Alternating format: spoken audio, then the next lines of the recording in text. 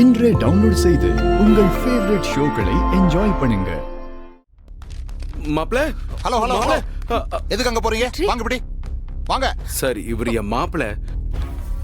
இவர் எந்த தப்பும் செஞ்சிருக்க மாட்டார் சார். அப்படியா? அவர் தப்பு செய்யலன்னு உங்களுக்கு தெரியுமா?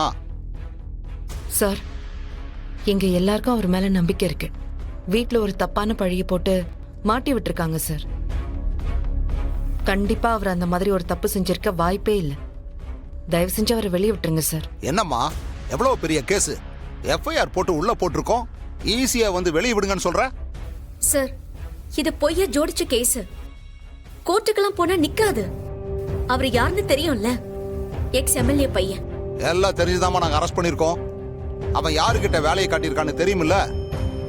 கரண்ட்ல இருக்கிற எம்எல்ஏ பொண்ணுகிட்ட. சார், நீங்க சொல்ற மாதிரி எந்த தப்புமே நடக்கல சார். அந்த பொண்ணு பொய் சொல்றா. நீங்க அதை நம்பி என் மேல கேஸ ஃபைல் பண்றது நியாயமே இல்லை சார். ஏய், எந்த குற்றவாளி செஞ்ச தப்ப ஒத்துருக்கான்? பாருங்க, நீங்க சொல்ற வாய் வார்த்தையெல்லாம் நம்பி அவனை வெளிவிட முடியாது. என்னை பொறுத்த வரைக்கும் சரியான எவிடன்ஸ் வேணும். அவன் அந்த பொண்ணை ரேப் பண்ணதுக்கான எல்லா ஆதாரமும் பக்காவா இருக்கு, இன்க்ளூடிங் மெடிக்கல் ரிப்போர்ட்டோட. அப்படி இருக்கும்போது இதுல எந்த சமரசத்துக்கும் வாய்ப்பே இல்லை. அவனை கோர்ட்ல நிறுத்தி தண்டனை வாங்கி கொடுத்து ஜெயிலுக்கு அனுப்புறது தான் ஒரே வேலை.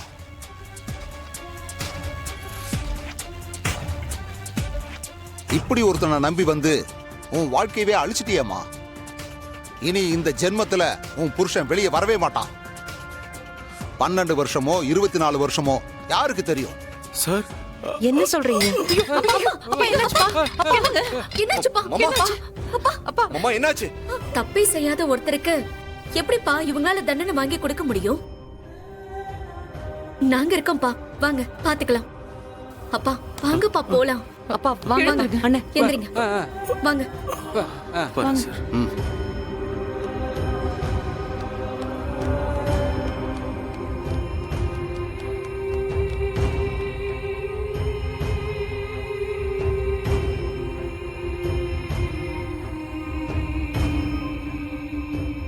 என்னக்கா, அந்த திவ்யா ஏன் இப்படி ஒரு பொய் கேஸ் போட்டிருக்கா?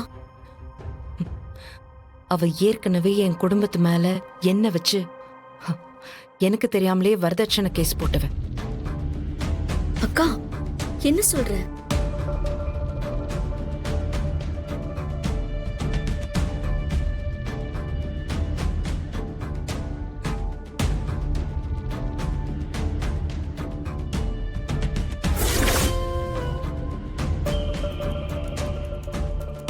அவளால எதுவும் பண்ண முடியலன்னு இப்போ இந்த மாதிரி பொய்யான கேஸ போட்டிருக்கா. புரியுதுக்கா, பழி வாங்கறதுக்காக தான் எப்படி ஒரு திட்டம் போட்டிருக்கான். அவ திட்டம்லாம் பழிக்காதுக்கா. வா, நம்ம போய் ஒரு நல்ல லாயரை பார்க்கலாம். ம்,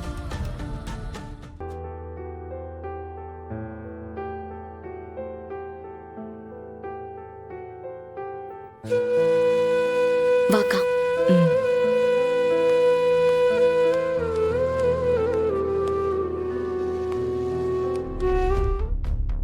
என்னைக்கு இந்த வீட்ல நீ காலடி எடுத்து வச்சியோ, அன்னையில இருந்து இன்னைக்கு வரைக்கும் இந்த வீட்ல எல்லாம் கெட்டது மட்டும் தாண்டி நடக்குது. உன் கெட்ட நேரம், உன் ஜாதகம் எல்லாம் இன்னும் இந்த குடும்பத்தை என்னென்னலாம் பண்ண போகுதுன்னு தெரியலையே. இதோட என் புள்ள 2வது தடவை ஸ்டேஷன் போயிட்டான். எல்லாம் உன்னாலதான். ஒட்டுமொத்த குடும்பத்தையும் ஸ்டேஷனுக்கு அனுப்புனவ தானே இவ. இந்த வீட்ல இருக்கிற வரைக்கும் எதுவுமே விளங்காது. இன்னும் என்னெல்லாம் பண்ண காத்துக்கிட்டு இருக்காளோ. என்னால நம்பவே முடியல. ஏன் வெற்றி தம்பி இப்படி பண்ணாரு? உன் கழுத்துல தாலி கட்டிட்டு அந்த பொண்ணு வாழ்க்கையே ஏன் கெடுக்கணும்? நீ அவர் கூட வாழ்றியா இல்ல அவரை ஒதுக்கி வச்சிருக்கியா? இவ என்ன வாழறதுக்கா இந்த வீட்டுக்கு வந்தா? இந்த குடும்பத்தை அழிக்க வந்தவ. ஐயோ, நான் என்ன செய்வேன்? இருக்க கெட்ட பேரெல்லாம் பத்தாதுன்னு இப்ப என் புள்ள மேல இப்படி ஒரு பழி வந்து விழுந்திருக்கே.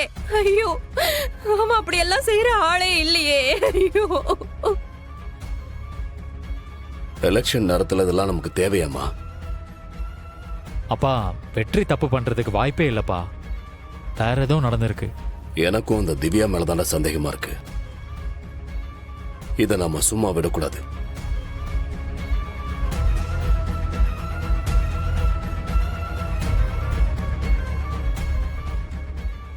சண்முகம், எப்படியாவது வெற்றியை வெளியில எடுக்கணும்.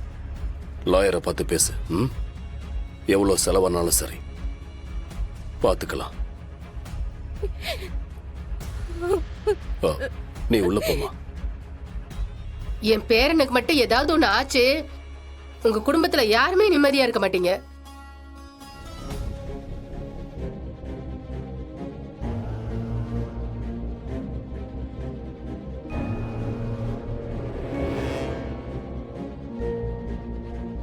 சரிங்கம்மா, நான் பாத்துக்கிறேம்மா. சார், இப்ப சரின்னு சொல்லிட்டு நாளை பின்ன முடியாதுன்னு சொல்லிட மாட்டீங்கல்ல? ஏம்மா இவ்வளவு சந்தேகப்படுறீங்க? இல்ல சார், ஏற்கனவே எந்த லாயரும் ஆஜராக முடியாதுன்னு சொல்லிட்டாங்க. கண்டிப்பா உங்களுக்கும் மேலிடத்துல இருந்து மிரட்டல்லாம் வரதுக்கு வாய்ப்பு இருக்கு. அதுக்காக தான் சொல்றேன். முடியாதுன்னு நினைச்சிருந்தா நான் இந்த கேஸையும் எடுத்திருக்க மாட்டேம்மா.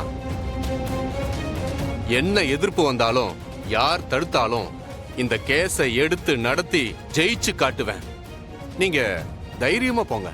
ரொம்ப நன்றி சார். இந்த நன்றிய கேஸ் ஜெயிச்சதுக்கு அப்புறம் சொல்லுங்க. சரிங்க சார், நாங்க வரோம் சார். வாங்க. ஐயோ கடவுளே, என் பிள்ளை எப்படி இதுல இருந்து வெளியே வர போறானோ தெரியல. எல்லாத்தையும் செஞ்சுட்டு இவ மட்டும் சந்தோஷமா இருக்காளே. அத்தை,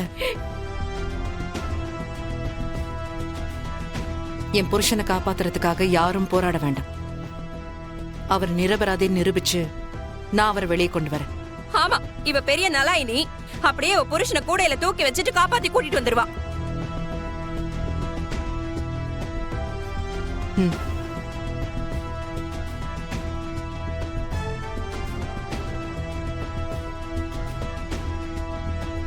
பாத்தீங்களா அத்த? முன்னெல்லாம் திமிரா இருந்தாலும் பதில் பேசுவா. இப்போ எதுவும் பேசாமலே போறா பாருங்க. அப்படின்னா என்ன அர்த்தம்?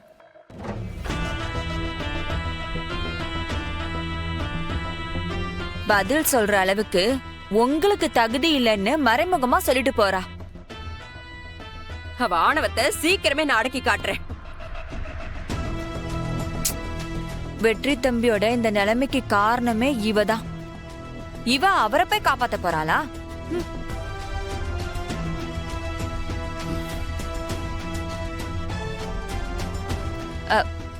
இல்ல மாமா, அதானே உண்மை. கதிரு, ஹியரிங் எத்தனை மணிக்கு? அப்பா 10 மணிக்குப்பா. மணி 10 ஆக போகுது, கிளம்பலாம். வா, கோர்ட்டுக்கு போயிட்டு வரேன். அத்தை,